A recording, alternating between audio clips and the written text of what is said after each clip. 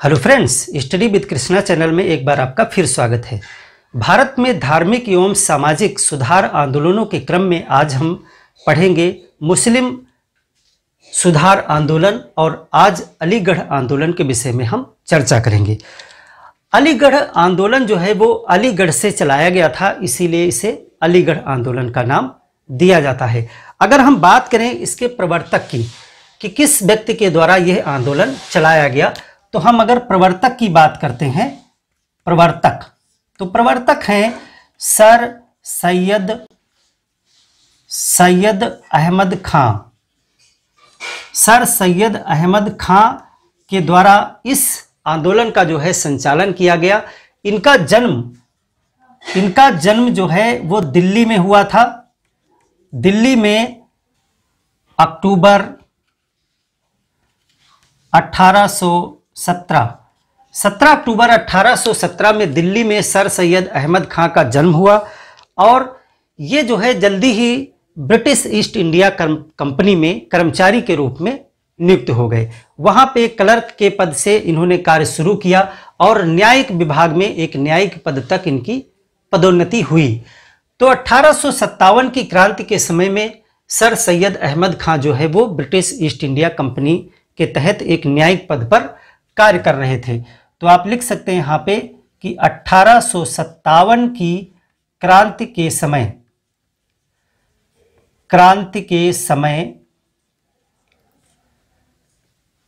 British east India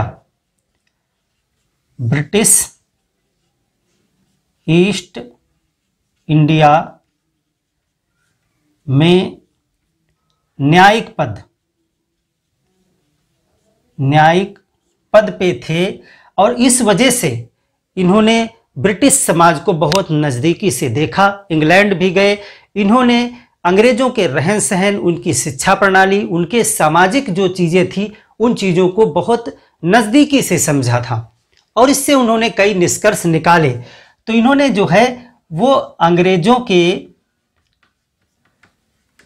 शिक्षा और समाज को नज़दीकी से देखा, नज़दीकी से समझा था। कोई भी व्यक्ति जिस माहौल में अपना जीवन व्यतीत करता है वहां से बहुत सारी चीजें उसके व्यक्तित्व में शामिल होती हैं। तो न्यायिक पद पे थे, यानी एक अच्छे पद पे थे। सर सैयद अहमद खां जो है वो ब्रिटिश ईस्ट इंडिया कंपनी से बहुत प्रभावित हुए। शिक्षा और समाज को उन्होंने बहुत नज़दीकी से समझा। इंग्लैंड भी गए। बाद में 1857 की क्रांति जब हुई तो उसकी विफलता से इन्होंने कई चीज़ें निकाली। इनके विश्लेषण के द्वारा कई चीज़ें इनको समझ में आती हैं और उससे इन्होंने निष्कर्ष निकाला कि जो अंग्रेजी सत्ता का विरोध है वो करने की आवश्यकता नहीं है। हम चाहें तो अपने समाज को इस सत्ता में रहते हुए भी आगे ले जा सकते हैं, यानी अंग्रेजों के साथ हाथ मिला करके भी हम अपने समाज की उन्नति के मार्ग खोल सकते हैं। और इसी विचारधारा के साथ में इन्होंने अलीगढ़ आंदोलन प्रारंभ किया। तो चलिए हम इसमें देखते हैं कि इनकी इसमें क्या विचारधारा थी। इस आंदोलन की जो है विचारधारा क्या थी। विचारधारा, किस विचारधारा पे सर सैयद अहमद खां कार्य कर रहे थे। तो पहली चीज तो जो है इन्होंने जब 1857 की क्रांति की विफलता देखी, क्रांति की विफलता से कई निष्कर्ष निकाले।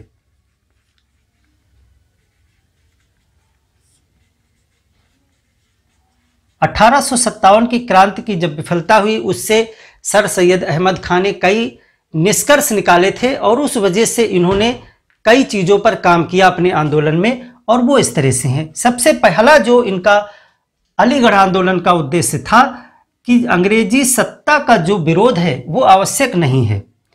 इन्होंने पहला यही निकाला कि अंग्रेजी सत्ता का विरोध आवश्यक नहीं, क्योंकि इन्होंने देखा कि 1857 में हमने विरोध करके देख लिया और उससे हमें कोई बहुत अच्छी चीज़ें, बहुत कुछ ज़्यादा हासिल नहीं हुआ। तो इन्होंने कहा कि अगर हमें अपने मुस्लिम समाज में इन्होंने सुधार के लिए आंदोलन, अलीगढ़ आंदोलन चलाया था। तो इन्होंने कहा कि मुस्लिम समाज की उन्नति और जो उसकी दशा में सुधार है वो इसी सत्ता में रहते हुए किया जा सकता है। यानी इनका ये एक उद्देश्य था कि मुस्लिम समाज की दशा में सुधार एवं उन्नति अंग्रेजी सत्ता में रहते हुए की जा सकती है। अंग्रेजी सत्ता में रहते हुए की जा सकती है।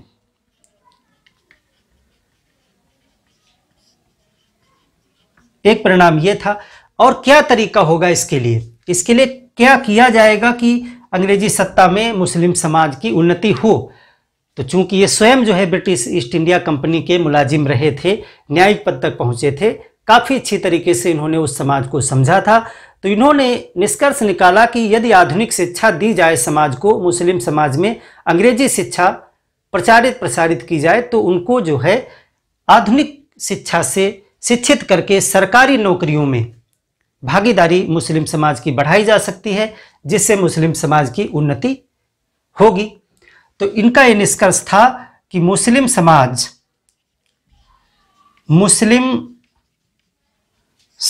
को आधुनिक शिक्षा उसमें अंग्रेजी शिक्षा से तात्पर्य है, आधुनिक शिक्षा के द्वारा इससे क्या होगा, सरकारी नौकरियों में इनको जो है भागीदारी बढ़ाई जा सकती है। मुस्लिम समाज को आधुनिक शिक्षा के द्वारा सरकारी नौकरियों में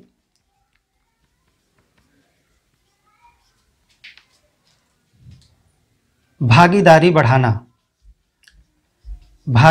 बढ़ाना ये एक इनका उद्देश्य था। तो ये तो हुई उन्नति की बात। अब समाज में कुछ सुधार पे भी इन्होंने सोचा। अलीगढ़ जो आंदोलन है, अलीगढ़ मुस्लिम आंदोलन, उसमें जो है इन्होंने कहा कि समाज में व्याप्त बुराइयों को भी दूर किया जाना चाहिए। समाज में व्याप्त बुराइयों को दूर किया जाए।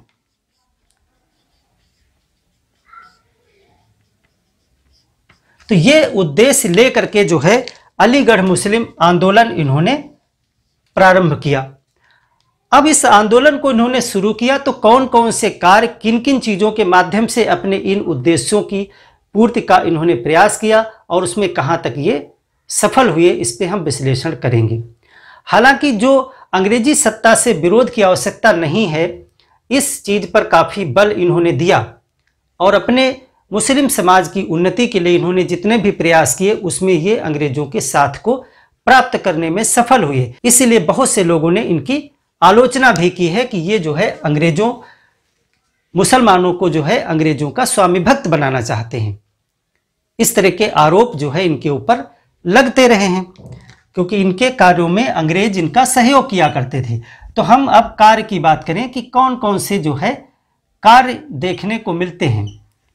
जब हम कार्य की बात करते हैं तो सर सैयद अहमद खान ने शिक्षा के क्षेत्र में भी कार्य किया, समाज अपने सुधार के क्षेत्र में भी कार्य किया, और जो है इन्होंने पत्रिकाएं, पुस्तकें भी जो है कई रचनाएं की, पत्रिकाओं का प्रकाशन किया, उस पे भी हम बात करेंगे। और फिर नाइटहुड की उपाधि तक इनको हम लेकर के चलेंगे, किस प्रकार से इन्होंने नाइटहुड की उपाधि प्राप्त की।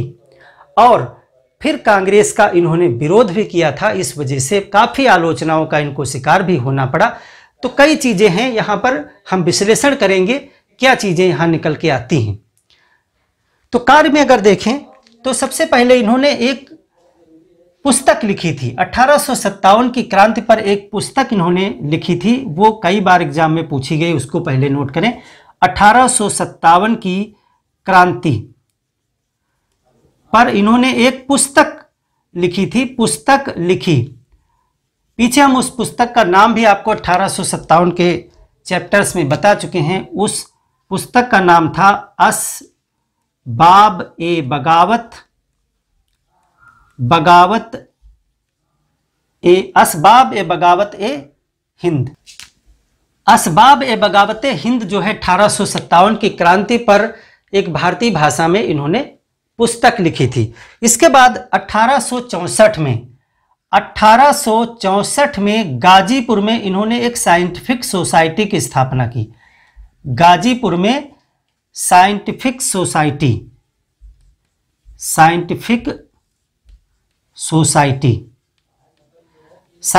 सोसाइटी की स्थापना की थी।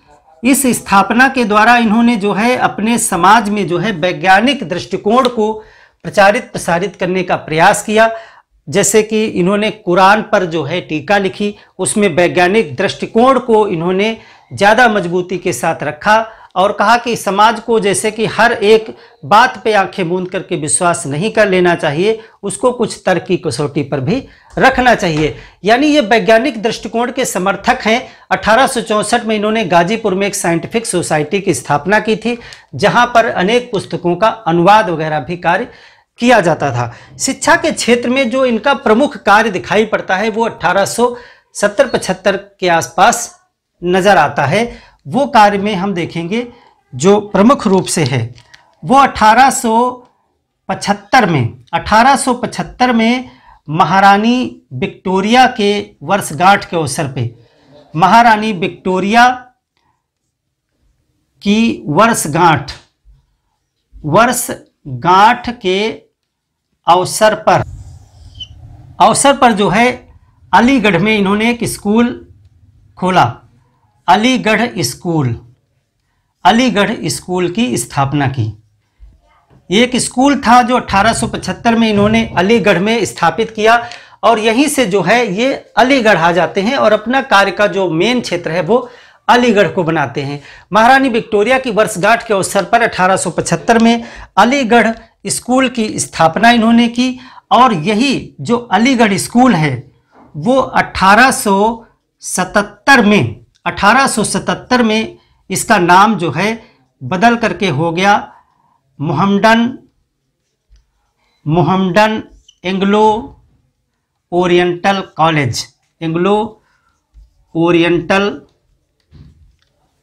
कॉलेज। ये जो है 1877 में मोहम्मडन एंग्लो ओरिएंटल कॉलेज की स्थापना हो जाती है अलीगढ़ में ही। वही अलीगढ़ स्कूल जो है इसमें तब्दील हो जाता है और इसमें अंग्रेजों का इनको बहुत सहयोग भी प्राप्त होता है, क्योंकि ये जो अपने समाज की उन्नति को लेकर चल रहे थे एक आंदोलन के माध्यम से, उसमें ये अंग्रेजों का कतई कोई विरोध नहीं कर रहे थे, बल्कि अंग्रेजों के लिए जो है अंग्रेजों के साथ मिल करके वो अपने समाज की उन्नति चाह रहे थे। तो इस प्रकार से सरकारी नौकरियों में मुस्लिम समाज की भागीदारी को बढ़ाने के लिए अंग्रेजी शिक्षा को अपने समाज में प्रसारित कर रहे थे और अंग्रेजी सत्ता के विरोध की आवश्यकता नहीं है, इस प्रकार की विचारधारा अपने समाज में उत्पन्न करने की कोशिश करते हैं। तो इसलिए जो है अंग्रेजों का सहयोग जो है इस विद्यालय में बहुत मिलता है। मोहम्मडन एंग्लो ओरिएंटल कॉलेज का कई चीज़ें आती हैं, जैसे इसमें इसका उद्घाटन जो है लॉर्ड लिटन के द्वारा किया गया। उद्घाटन जो है इसका लॉर्ड लिटन के द्वारा किया गया। इसके लिए जमीन भी जो है एक अंग्रेज विलियम म्योर के द्वारा दी गई। विलियम म्योर इसके द्वारा प्राप्त होती है और जो प्रथम प्रिंसिपल बने वो थियोडर बैंक बनते हैं। इसके जो प्रथम प्रिंसिपल बनते हैं वो बनते हैं थियोडर बैंक। तो इस प्रकार से आप देखते हैं कि अंग्रेजों का भरपूर योगदान इस विद्यालय की स्थापना में सर सैयद अहमद खां को प्राप्त होता है। और बाद में अगर इसमें आप नोट करें कि यह विद्यालय जो है 1920 में इस विद्यालय को विश्वविद्यालय बना दिया गया। ये क्या बन गया? अलीगढ़ मुस्लिम विश्वविद्यालय बन गया। यही जो एंग्लो ओरिएंटल कॉलेज है, मोहम्मडन एंग्लो ओरिएंटल कॉलेज, यही 1920 में आकर के अलीगढ़ मुस्लिम विश्वविद्यालय बन गया। इस प्रकार से यह एक जो भारत सरकार की इसमें केंद्रीय यूनिवर्सिटी की लिस्ट में आता है अलीगढ़ मुस्लिम विश्वविद्यालय, AMU, जिसको आप जानते हैं, अभी बहुत चर्चा में भी था AMU, अलीगढ़ मुस्लिम विश्वविद्यालय। तो इस प्रकार के शिक्षा के क्षेत्र में इन्होंने बहुत सारे कार्य किए। विश्वविद्यालय की स्थापना जो है कि विश्वविद्यालय, हालांकि जो अलीगढ़ मुस्लिम विश्वविद्यालय का अस्तित्व आया वो इनके मृत्यु के पश्चात आया, लेकिन फिर भी जो जड़ है मोहम्मडन एंग्लो ओरिएंटल कॉलेज, उसकी स्थापना जो है सर सैयद अहमद खां के द्वारा की गई थी। अब यहाँ पर जो है प्रारंभ में जो है सर सैयद अहमद खां हिंदू मुस्लिम एकता के बहुत बड़े पक्षधर हैं। इनका एक कथन जो है एग्जामों में कई बार पूछा गया है, वो कथन आप नोट कर लें। एक कथन है, इन्होंने कहा था कि जो हिंदू और मुसलमान हैं, इन्होंने कहा हिंदू और मुसलमान एक दुल्हन की दो आंखें हैं। क्या हैं? एक दुल्हन की दो आंखें हैं, दो सुंदर आंखें हैं। यह कथन अक्सर पूछा जाता है, आप नोट कर लें कहीं कॉर्नर पे कि यह कथन जो है वो सर सैयद अहमद खां के द्वारा दिया गया था वक्तव्य, क्योंकि ये हिंदू मुस्लिम एकता के पक्षधर थे। लेकिन धीरे धीरे समाज में इनकी विचारधारा में परिवर्तन आया और जब कांग्रेस की स्थापना हो रही थी उस समय इन्होंने कांग्रेस की स्थापना की विरोध किया। इन्होंने कहा कि अंग्रेजी सत्ता के विरोध की आवश्यकता नहीं है, कांग्रेस जैसी किसी संस्था की भारत में जरूरत ही नहीं है। तो इस प्रकार से यही चीज इनके आलोचना के कारण बनती है। कुछ कार्य हैं जो जिससे कुछ लोगों को लगता है कि ये मुसलमानों को जो है अंग्रेजों का स्वामी भक्त बनाना चाहते थे और अंग्रेजों को बहुत ज़्यादा सपोर्ट करते थे। इस प्रकार के आरोप इनके ऊपर लगाए गए। तो 1885 में, ये क्वेश्चन आप नोट करेंगे क्योंकि ये सभी पूछे गए हैं, 1885 में जब भारतीय राष्ट्रीय कांग्रेस की स्थापना हुई, कांग्रेस की स्थापना का विरोध किया, इन्होंने इस चीज का विरोध किया। और 1887 में देखिए कांग्रेस की स्थापना का विरोध तो इन्होंने किया ही, बाकी सर सैयद अहमद खां ये भी चाहते थे कि कोई मुसलमान जो है वो भारतीय राष्ट्रीय कांग्रेस में शामिल न हो, क्योंकि वो विरोध कर रहे थे इस चीज का। तो 1887 में आप जानते हैं कि मद्रास में एक अधिवेशन हुआ था। मद्रास में अधिवेशन होता है 1887 में। अधिवेशन के अध्यक्ष कौन बनाए गए थे? अध्यक्ष एक मुस्लिम को बनाया गया था 1887 में। कांग्रेस जो है हर वर्ष अलग अलग शहरों में अपना वार्षिक अधिवेशन आयोजित करती थी, वहां पे अपने पूरे साल के लिए कार्य निर्धारित किए जाते थे। तो 1887 में जब मद्रास का अधिवेशन हुआ तो उसके अध्यक्ष बनाए गए बदरुद्दीन तैयब जी। कौन बनाए गए? बदरुद्दीन तैयब जी, जो एक मुसलमान थे। और सर सैयद अहमद खां ने इस चीज का विरोध किया। अध्यक्ष बने बदरुद्दीन तैयब जी और सर सैयद अहमद खां ने विरोध किया था इस चीज का। सर सैयद अहमद खां ने विरोध किया, इस चीज का भी विरोध किया। और सिर्फ कांग्रेस का विरोध ही नहीं किया इन्होंने, कांग्रेस के विरोध में इन्होंने एक नई संस्था भी अपनी खड़ी की। 1886 में इन्होंने बनारस के राजा, 1885 में भारतीय राष्ट्रीय कांग्रेस की स्थापना हुई, तो 1886 में इन्होंने अपनी स्वयं की एक संस्था स्थापित की बनारस के राजा के सहयोग से। बनारस के राजा उस समय थे शिव प्रसाद के सहयोग से क्या स्थापित किया इन्होंने? इंडियन पैट्रियोटिक एसोसिएशन इन्होंने स्थापित किया। इंडियन पैट्रियोटिक एसोसिएशन की स्थापना बनारस के राजा शिव प्रसाद सिंह के सहयोग से इंडियन पैट्रियोटिक एसोसिएशन की स्थापना इन्होंने जो है 1886 में की थी, जो एक कांग्रेस के विरोध में कार्य करने वाली संस्था थी। और एक और संस्था की स्थापना की इन्होंने शिक्षा के लिए 1886 में ही। देखिए 1886 में इन्होंने मुस्लिम शिक्षा सम्मेलन की भी स्थापना की। मुस्लिम शिक्षा सम्मेलन की स्थापना की। ये स्थापना की और एक पत्रिका भी यहाँ पे इन्होंने निकाली इसी संस्था के माध्यम से। उसको कहा गया राजभक्त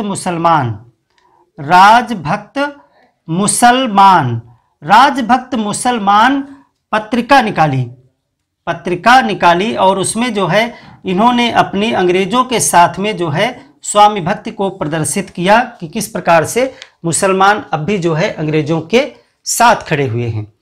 तो इस प्रकार से जो अंग्रेजों की, देखिए 1857 की क्रांति में हिंदू और मुसलमान दोनों ने मिल करके बढ़ चढ़ के अंग्रेजों को धूल चटाई थी।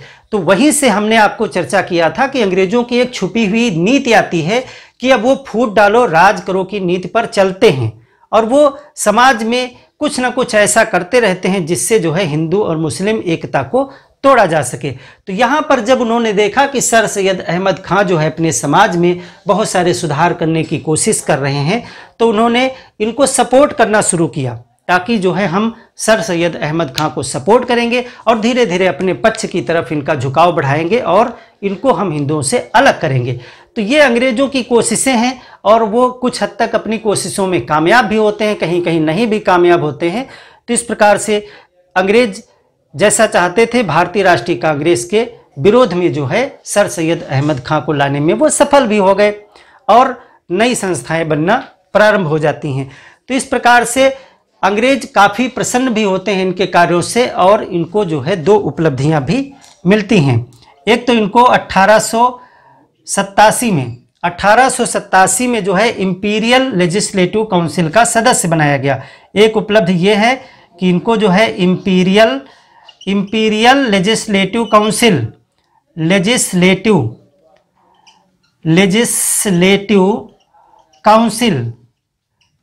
का सदस्य बनाया गया।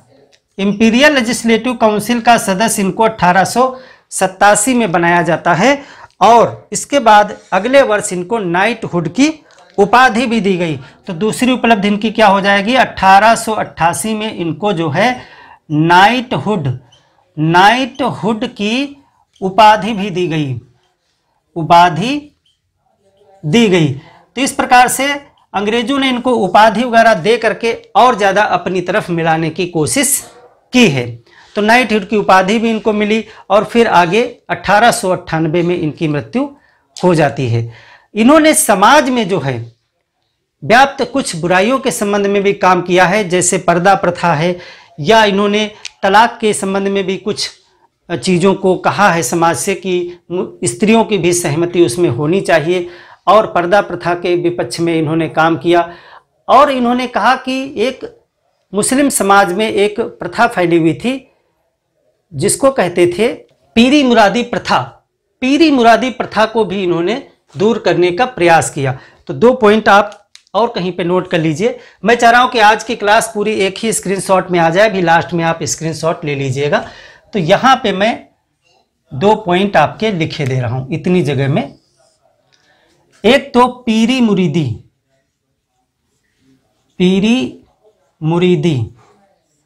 प्रथा का विरोध किया।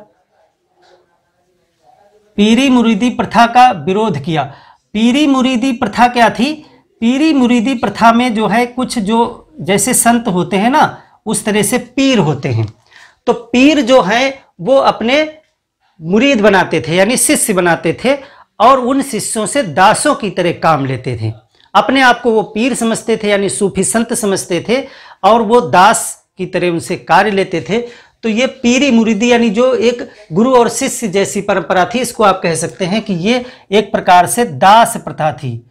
एक प्रकार से ये दास प्रथा जैसी प्रथा थी जिसमें पीर जो है वो अपने मुरीद के द्वारा बहुत ज़्यादा सेवा वगैरह करवाते थे। तो इसका इन्होंने विरोध किया था। और दूसरी चीज़ इन्होंने जो है एक कुरान की टीका भी लिखी थी, कुरान की टीका।